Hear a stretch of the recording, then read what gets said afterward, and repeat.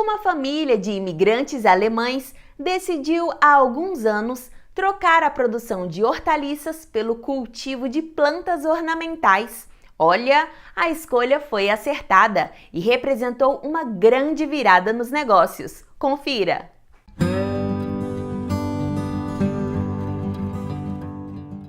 Uma história que começou na época de Dom Pedro I.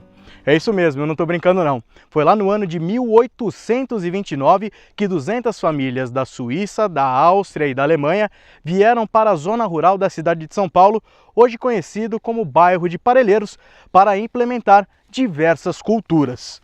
A Chácara Santos foi uma delas e tem hoje as plantas ornamentais como carro-chefe de sua produção.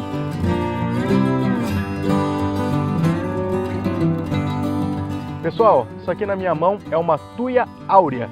É o primeiro passo. Disso aqui nós vamos ter a árvore de Natal daqui a um tempinho.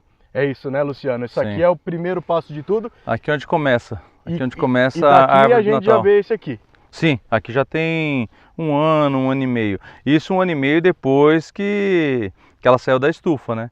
Porque a gente pega esse galho agora, a gente vai, coloca na estufa lá, até ele soltar a raiz é uns 6 meses. Depois que ele soltou raiz, vem para o campo. Então pode-se dizer que essa muda aqui já tem quase 2 anos que ela está aqui. Então mais um ano nós já vamos ter um conezinho aqui de 80 centímetros a 1 metro formado para venda. Quais são os primeiros cuidados que tem que ter nessa primeira fase para a gente desenvolver e chegar aqui, por exemplo? Então, primeiro você vai pegar esse galinho aqui, que está na sua mão aqui. Você vai pegar ele, você dá uma limpadinha aqui no tronco dele e você vai procurar um lugar sombreado, de preferência meia sombra. Aí você espeta ele e você vai manter o lugar úmido, também não encharcar demais, úmido e na meia sombra. Com uns 4 meses você vai ver que ele vai começar a soltar raiz. Então com 6 meses ele já está no ponto de ir para a terra. Depois, quando vai para o campo, aí é só o pleno. Só o pleno. Se ela ficar no lugar de sombra, ela vai queimar e vai morrer. Aí é só o pleno e poda. Podar 3, 4 vezes por ano e ter a mão boa para fazer o conezinho para virar uma árvore de Natal. Nessa fase aqui já um pouquinho maior, a questão de pragas, doenças, quais são os principais cuidados que vocês produtores têm que ter para não sofrer nenhum tipo de dano? A tuia é uma planta bem rústica.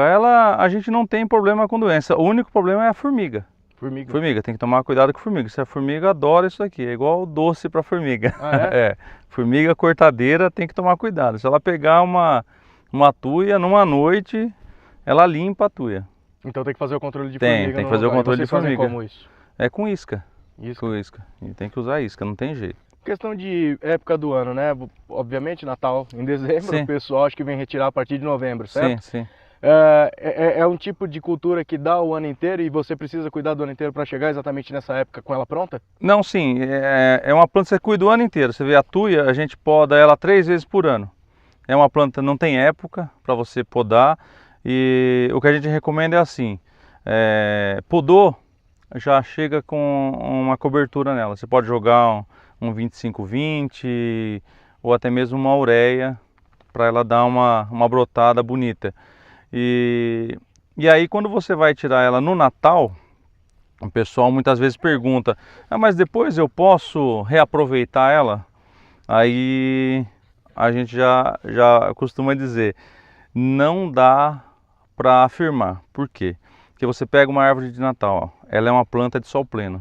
Você vai colocar ela num ambiente interno. Ela já vai ter um estresse muito grande já de ficar 1 mês ali praticamente dentro de casa. Quando você coloca fora, às vezes uma ou outra você consegue salvar, mas a maioria das vezes ela acaba secando. O Luciano estava me contando que apesar já do tamanho que vocês podem ver, né, tá quase na nossa cintura, um pouquinho abaixo da nossa cintura, esse talhão aqui dos pinheirinhos de Natal vão ser comercializados só no Natal de 2024. Não nesse ano de 2023. Mas nós vamos conhecer ali o próximo passo, a próxima fase dessa produção, árvores que já vão ser comercializadas no Natal desse ano.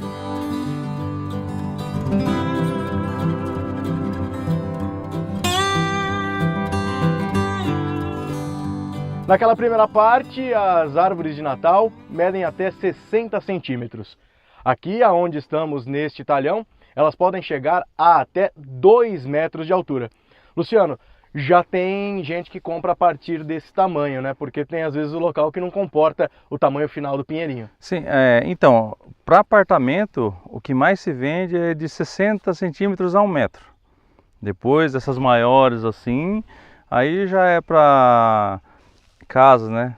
Casa, loja, aí já vende menos, mas o que mais vende é de 60 centímetros até 1,5 metro. Agora tem uma questão que é interessante, você estava conversando comigo, a durabilidade dela, se a pessoa deixar dentro de um balde com água, né? Como que funciona isso? Sim, ela, se você pegar ela e cortar ela, o tronco dela, igual a gente vê até nos filmes americanos, né? Se você cortar o tronco dela e você conseguir fixar ela num balde com água e não deixar faltar água, ela dura até 6 meses, verdinha, e pode até ser que comece a soltar até raízes.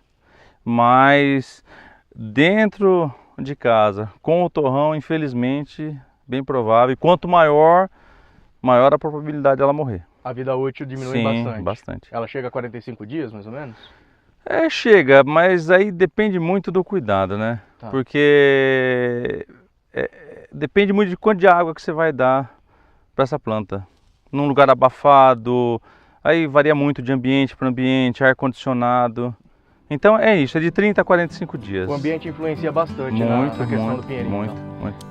Todo manual, quanto maiores as árvores vão ficando, mais difícil fica realizar os processos de manejo da espécie.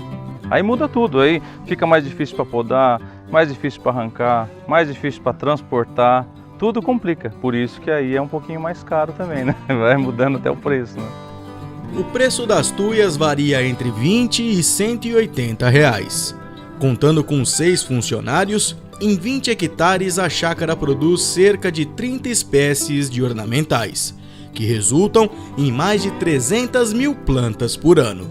E olha, falta mão de obra para o trabalho.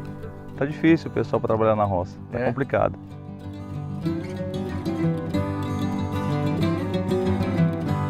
Ó, eu não sou muito grande, tenho 1,68 m. Você pode perceber que a árvore tem 3 metros, o repórter praticamente fica aqui embaixo nela. Esse aqui é o estágio final da produção da árvore de Natal. E eu falei 3 metros porque 3 metros é o limite que o pessoal usa para fazer a poda manual. Depois disso tem que entrar com máquina, né, Luciano? Aí já geralmente quando tá no jardim, né, daí o pessoal já tem aqueles carrinhos com elevador. E muitas vezes já não poda mais, né? Deixa ela natural. Mas pra gente aqui na roça, 3 metros é o padrão, né? Para vocês chegarem nesse ponto com uma qualidade como essa que a gente está vendo, os tratos finais dessa cultura, quais são os principais?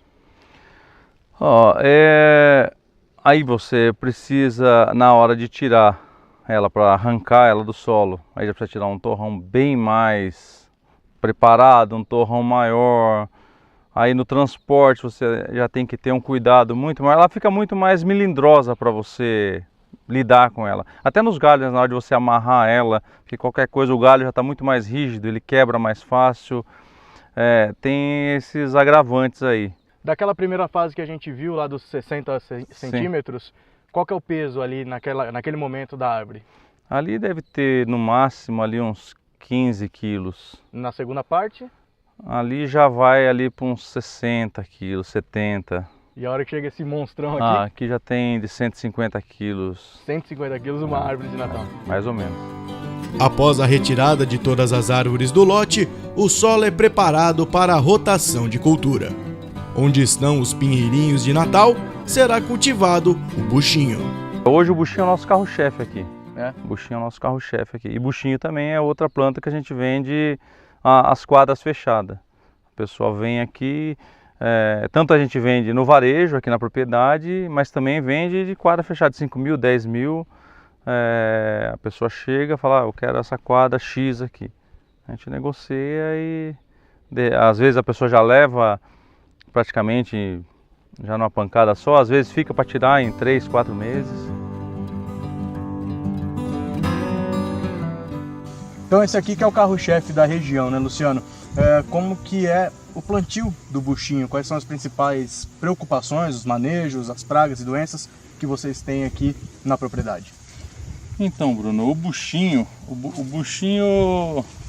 acho que o principal que o produtor precisa ter é paciência, porque o buchinho é uma planta lenta, bem lenta. Para você ter uma ideia, um buchinho desse aqui que nós estamos vendo aqui tem 15 anos. Aí a gente começa a vender um buchinho aí já com 3 anos de idade, mas ele para você chegar a 3 anos de idade, você acha que vai ser uma planta? Não, é um buchinho que vai ter uma bolinha aí, vamos ver o tamanho dessa bolinha aqui, com uns 20 centímetros, uma bolinha assim, que é o que mais vende, né? Com 20 centímetros, 24 centímetros. E o manejo dele é sol pleno, poda, você vai podar aí de 3 a 4 vezes no ano. Subiu aqui 5, 10 centímetros o broto, já pode podar. De vez em quando tem que fazer uma poda mais funda, não afundando muito aqui esse meio aqui, para ele vir mais viçoso. O buchinho é uma planta que, se você não podar ele atrofia. Ele fica parado, ele não desenvolve, começa a ficar aquela planta feia. E aí tem vários tipos de poda. Tem o buchinho bola, tem o buchinho quadrado, tem o buchinho em forma de cone, tem o buchinho em forma de aspiral, que aí se chama topiaria, que é uma das coisas que lá no começo, quando eu falei para você que a gente começou a fazer Ceasa, que a gente comprou o box no Ceasa, foi que a gente só tinha tuia em cone. E aí foi uma das oportunidades que surgiu. A gente fazia a topiaria, a gente começou a fazer em tuias. A gente começou a fazer aspiral, de andar, e depois disso partiu para o buchinho. Quando o Luciano falou que precisa ter paciência por conta do tempo, não é brincadeira não. Se essa aqui tem 15 anos, aquela ali do fundo tem 50. São 50 anos que aquela árvore, a gente pode até ali, né, Luciano? Pode, vamos. Pra gente mostrar pro pessoal de casa. 50 anos que esse buchinho tá aqui na propriedade. 50 anos. Na verdade, essa planta aqui tem uma história bacana. Esse buchinho aqui, tem um japonês, um amigo nosso, eles venderam a propriedade e ele falou na época, ele falou até pro meu pai, falou assim: a gente não queria a gente retirar de lá, que eles venderam a propriedade, como o pai dele havia plantado. Não sei se você entendeu, Bruno, mas aqui na minha propriedade tudo tem uma história. Sim. Tudo tem uma história. E aí nós fomos lá e buscamos. E nós perguntamos para ele, inclusive esse senhor hoje é falecido também. Ele falou que com ele já estavam há 30 anos, o pai dele tinha plantado. Então, com a gente aqui já está mais de 25. Então a gente fala 50, mas na verdade tem mais de 50. Queria que você fizesse uma relação desse mercado teu de plantas ornamentais com HF, por exemplo. Quais são as principais diferenças que você, como produtor, enxerga? Vocês já cultivaram batata lá no passado, sim, né? Nesses dois mercados, o que tem de melhor e pior em um ou no outro hoje na realidade de vocês? Então, as plantas ornamentais, o que eu vejo é que a gente não tem grandes perdas. Você vê um exemplo, a moreia, por exemplo, ela chegou ao ponto de venda. Se eu não conseguir vender, eu deixo ela formar ali, eu consigo fazer muda dela, diferente da hortaliça que passou do ponto e eu perdi. Então essa é uma das vantagens. E a facilidade de ter esse mercado, que a gente consegue fazer essa venda direta em grandes quantidades.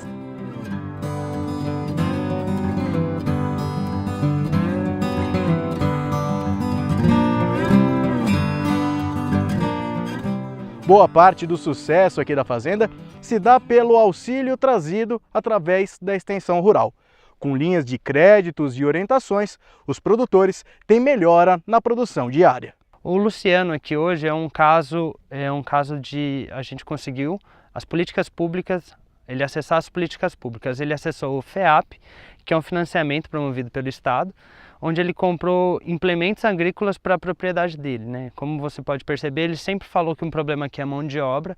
Então esse advento do dinheiro do FEAP para os implementos agrícolas dele fez ele aumentar a produtividade dele com o mesmo tanto de pessoas trabalhando. Essa parte do extensionismo aí é fundamental aqui para mim, para a região toda, né?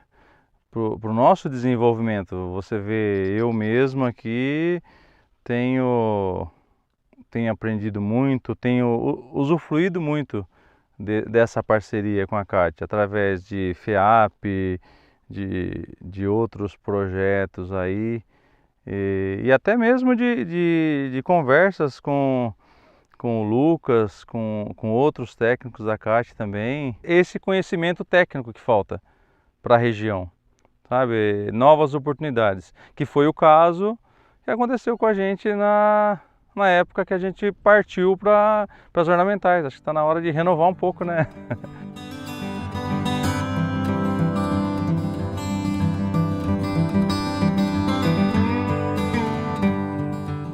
Luciano, quais são os próximos passos da tua produção, da tua fazenda? Onde você quer chegar? Bom, Bruno, a minha ideia, meus projetos, né, aumentar a minha produção e projetos futuros mesmo, eu quero transformar essa propriedade numa unidade modelo, até para outros produtores virem até aqui e ver que você pode ter uma produção de ornamentais de maneira sustentável, e que você consiga fazer uma produção economicamente viável, nos parâmetros que hoje, por a gente estar dentro de uma APA, exige. E aí a gente conta com o apoio da CAT para isso, né?